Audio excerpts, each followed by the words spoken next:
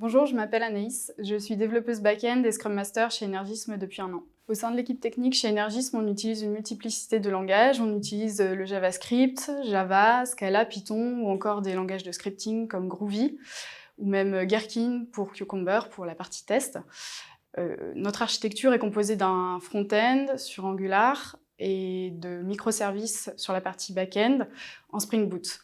Pour traiter un grand volume de données, on utilise des outils comme le moteur d'indexation Elasticsearch ou la base de données Cassandra.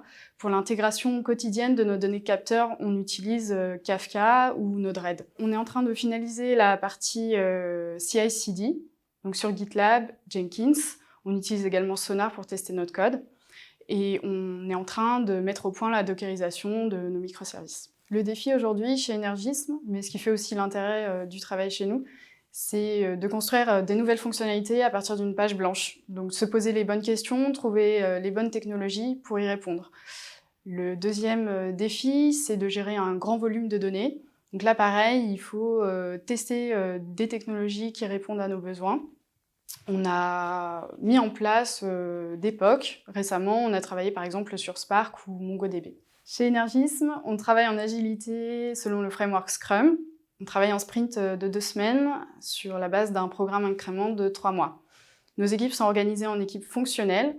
Elles sont constituées de plusieurs développeurs, d'un testeur, d'un product owner et d'un Scrum Master. Le travail de cette équipe est de produire un product incrément à la fin de chaque sprint et à terme, une fonctionnalité globale à la fin du programme incrément. Il y a une partie des développeurs qui sont dédiés à des tâches techniques pour ne pas impacter le développement du fonctionnel au cours des sprints. Si je devais convaincre un candidat de rejoindre Energism aujourd'hui, je lui dirais que ce qui prime, c'est d'abord un vrai esprit d'équipe. Je suis par exemple arrivée en tant que développeuse junior dans l'équipe et tout de suite, il y a eu un réel soutien, un partage de connaissances de la part de devs plus expérimentés qui m'ont permis de me sentir à l'aise très rapidement.